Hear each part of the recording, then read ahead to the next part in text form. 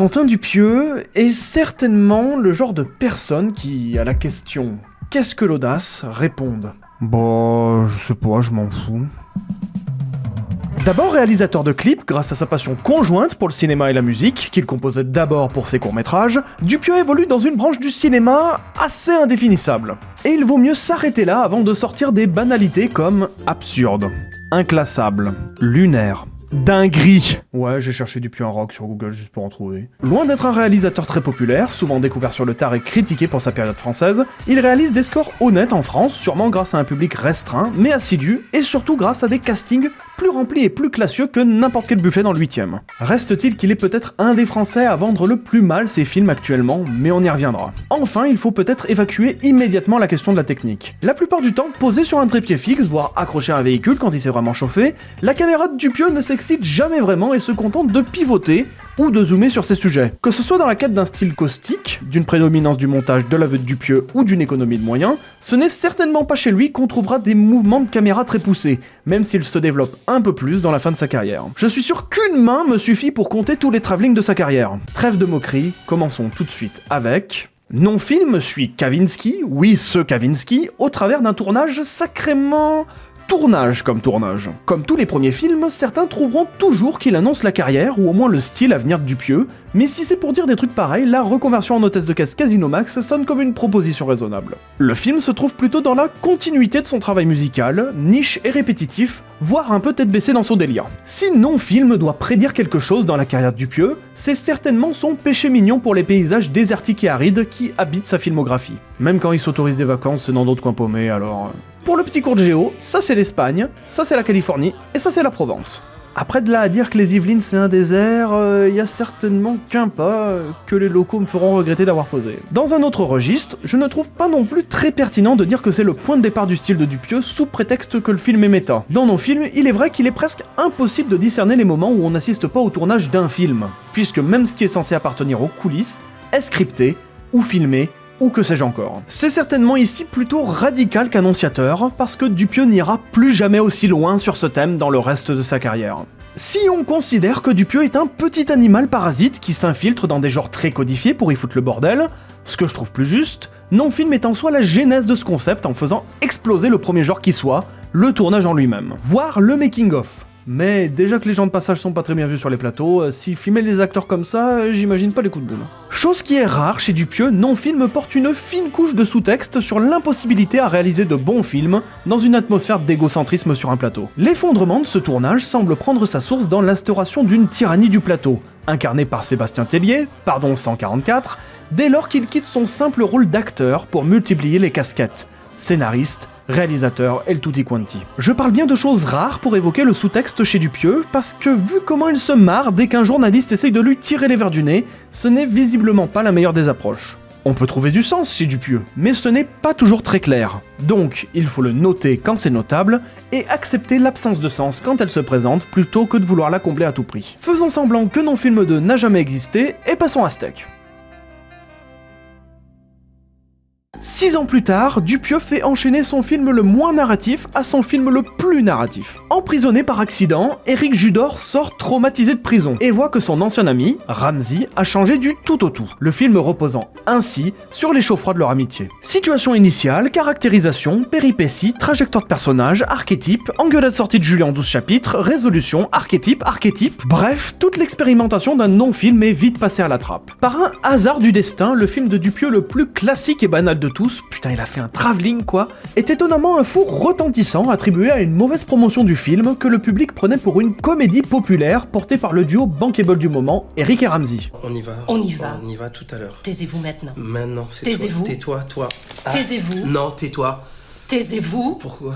Évidemment que ça allait finir comme ça. Les deux là, ils ont engagé Dupieux, comme s'ils croyaient que ça allait être populaire. On l'a même chopé en flagrant délit de citation de Kubrick. Même s'il s'attaque à la forme vue et revue du duo de jeunes cons, mis à rude épreuve par l'adversité de l'école et du monde adulte, c'est Campus à l'anglaise, c'était un univers peut-être trop peu ancré en France à l'époque. En tout cas moins qu'aujourd'hui, où Netflix a pu l'imposer en horizon esthétique. Comme non-film, Steak se trouve dans un autre recoin très éloigné du reste du travail de Dupieux, ce qui montre bien qu'il n'a pas toujours eu son style si reconnaissable. Enfin je veux dire, il y a des figurants quoi. Des figurants chez Dupieux. Si c'est pas pour se faire buter ou tenir une fonction nécessaire dans un seul plan, Ou les deux? La bonne blague? Tiens, excuse-toi en allemand. Ah, mais je sais pas parler allemand, j'ai russe en deuxième langue. En vérité, il faut peut-être y voir que la solitude des personnages à venir, ou plutôt l'absence d'autres personnes aux alentours, ne fait que souligner encore plus l'absurdité et le surréalisme de leur comportement, ou des situations dans lesquelles ils se retrouvent, ce qui montre bien qu'il n'a pas encore trouvé son style. Preuve en est que c'est son prochain film qui va apporter la marque la plus caractéristique de Dupieux, son image dégueulasse, positivement dégueulasse, ça va de soi. Avec l'échec de Steak à l'esprit et l'idée qu'il puisse rester bloqué lui et ses films dans cet enfer qu'on appelle la France, Dupieux passe la frontière canadienne et arrive en terre sainte de la création, tel le Léonard de Vinci des temps modernes. Et putain, qu'est-ce que j'ai envie de me tarter pour avoir dit ça. Rubber, ou comment résumer 10 années de carrière à venir en 10 minutes. Dans son esthétique, son histoire, ou juste son introduction, Rubber est un pur manifeste, qui n'entretient de liens singuliers avec non-film que par l'utilisation récurrente de la caméra portée à bout de bras. Rare chez Dupieux, mais nécessaire ici, vu le besoin de filmer à hauteur de pneu. Parce que oui, le film suit parallèlement les errances, les meurtres et la cavale d'un pneu tueur grâce à son pouvoir de scanners. On parlera de Cronenberg un jour. Et l'audience qui assiste à ce spectacle. On comprend rapidement que Dupieux va faire reposer toute sa carrière sur son concept de no reason, à la fois éloigné et proche de la vie. Why can't we see the air all around us? No reason. Why are we always thinking? No reason. Why do some people love sausages and other people hate sausages? No fucking reason. Le No Reason fait survenir des situations incroyables dans le film, mais seulement car la vraie vie est aussi faite de choses incroyables, ce que les films grand public cherchent plutôt à gommer. La plupart du temps, le spectateur veut toujours des explications, donc généralement les scénarios suivent et deviennent moins vrais que vraisemblables. Dans le monde réel, les pneus ont beau ne pas être vivants, ils peuvent bolosser n'importe quel PQ. Bon, ok, le pneu il relue qu'une meuf là quand même. Rubber fixe également de manière plutôt définitive l'esthétique de Dupieux. Une image désaturée, aussi aride et jaunique que ses décors, même si ce n'est pas encore le log extrêmement peu contrasté de sa période française. Le log étant le format vidéo très neutre sur lequel on va ajuster la colorimétrie et que certains utilisent comme un filtre trop sympa. Bref, des Rubber, on croirait presque regarder tous ces films à travers une vitre sale, couverte de terre. Ce filtre, cette séparation visuelle n'est finalement rien d'autre qu'une opération de mise à distance du spectateur, qui rappelle à chaque image rien de ce que vous voyez n'est vrai. Dupieux éloigne également le spectateur pour l'empêcher de fouiller à l'intérieur du film, en quête de sens, pour plutôt le laisser contempler. N'empêche que des fois j'ai envie de le nettoyer ce putain de pare-brise. Un petit coup de contraste, un petit coup de saturation. Ok, je me calme. Encore une fois, il serait facile de voir Dupieux comme un réalisateur méta par la présence des spectateurs ici, qui renouvelle la question du cinéma après non-film. Certains y verraient même une métaphore omniprésente du cinéma indépendant au sein du système hollywoodien. C'est un thème récurrent, certes, mais loin d'être omniprésent et peut-être là plus au service du chaos qu'il veut instaurer. Je me permets, je vous mets juste un moment où on sort à Dupieux une théorie sur le sens d'un de ses films. Oh, et puis un autre. On connaît tous ce prof qui a réagi comme ça alors que vous aviez sorti un truc super pertinent.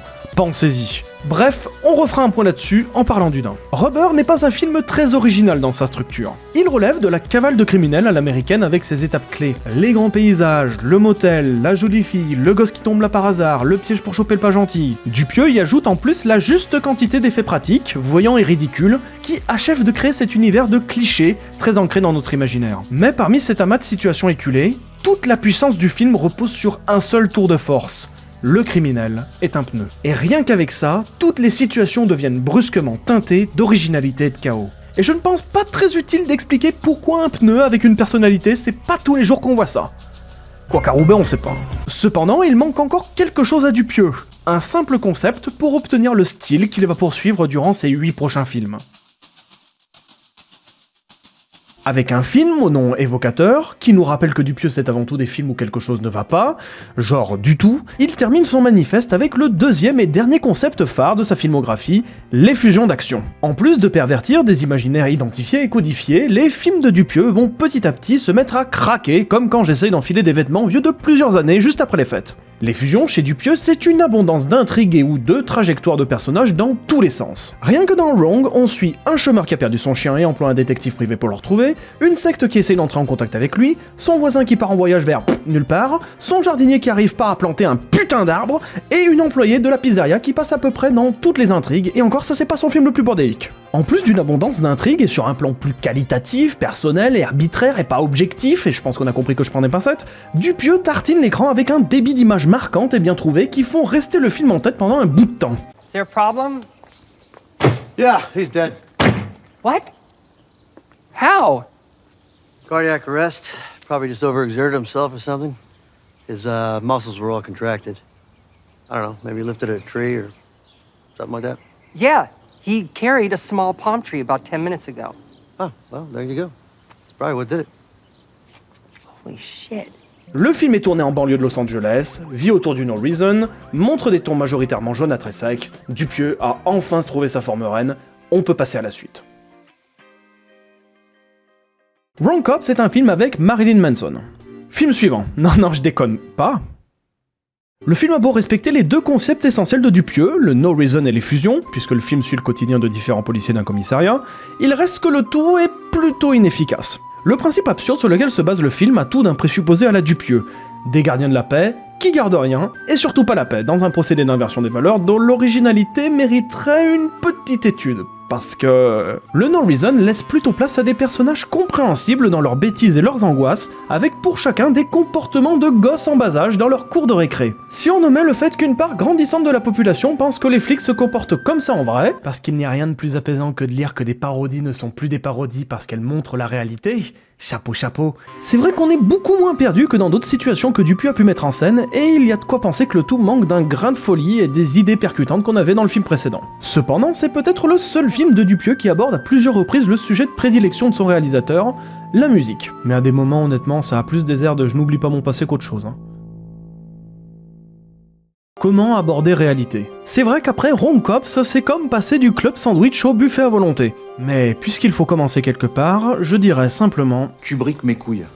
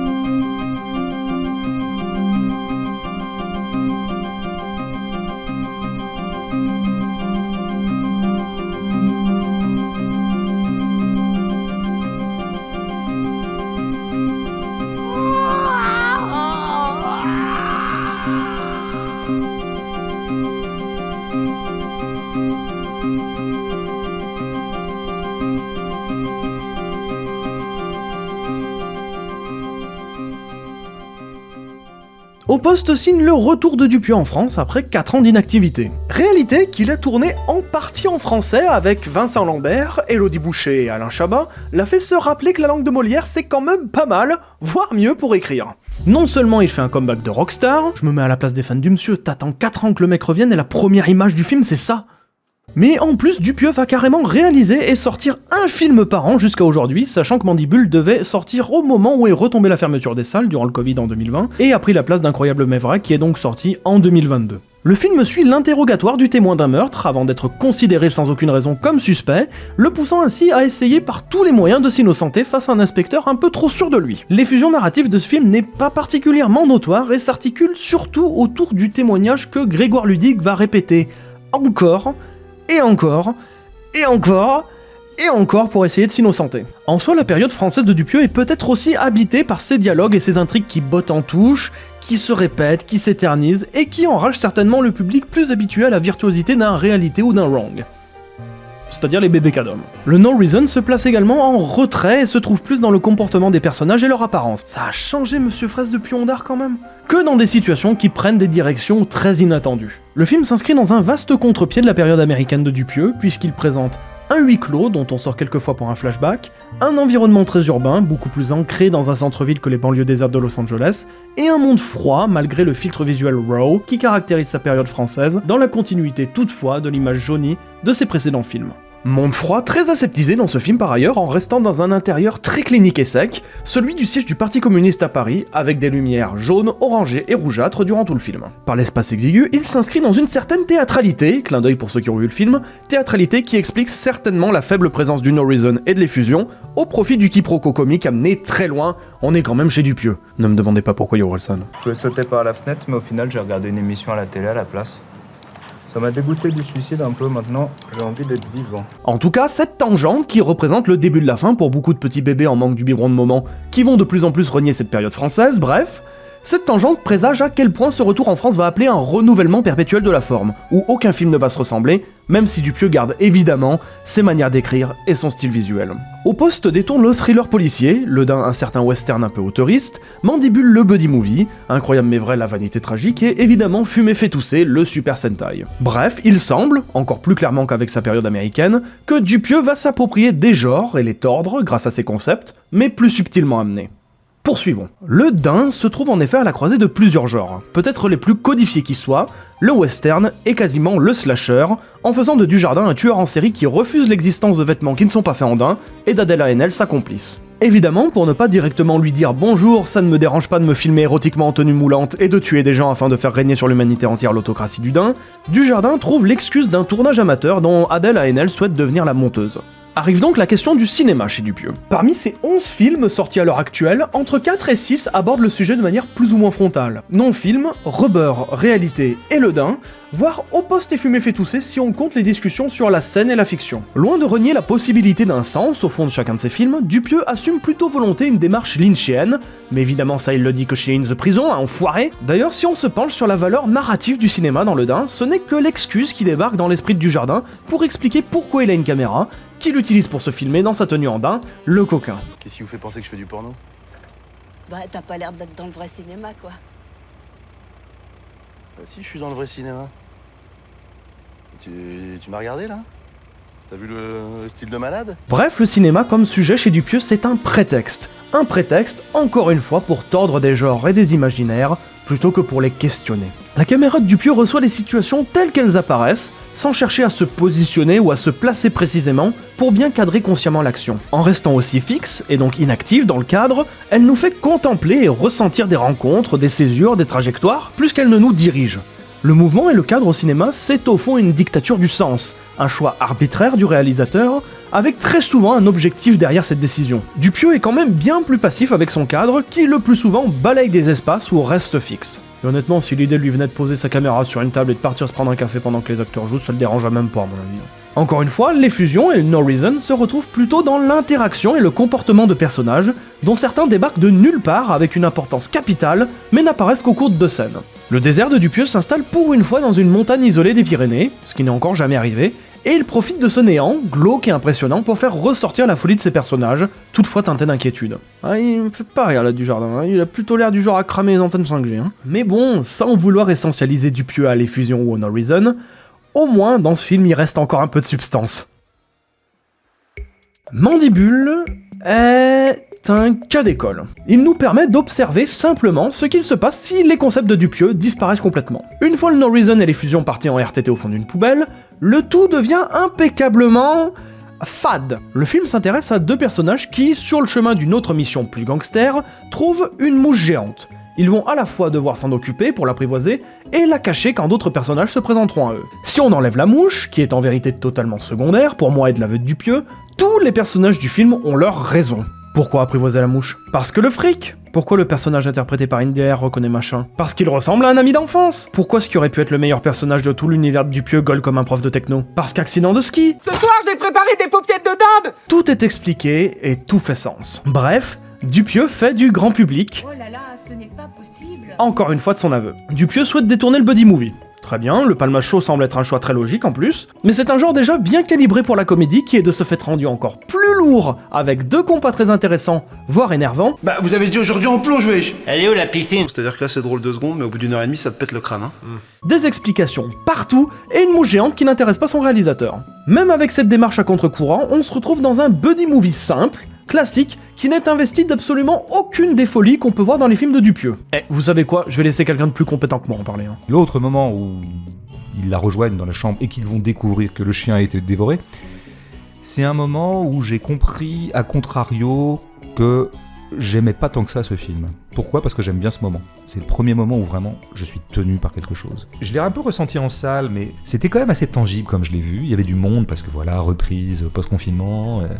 Dans la limite des 35% de Dans jauge. la limite, bien sûr, des 35% de jauge. Nous avons été extrêmement civiques. Et j'ai senti, tu sais, qu'au départ, on avait tous une espèce de sourire a priori. Genre, on va se marrer, un peu comme on a quand on va voir un one-man. Tu sais très bien qu'avant même que Florence Foresti rentre sur scène, t'as déjà le sourire, parce que tu sais que l'éclat de rire va plus tarder. Et le problème, c'est qu'en fait, notre sourire, qui était comme ça, un a priori bienveillant sur on va bien rire, mandibule, ça va être de la bonne déconne. En fait, le sourire s'est peu à peu figé.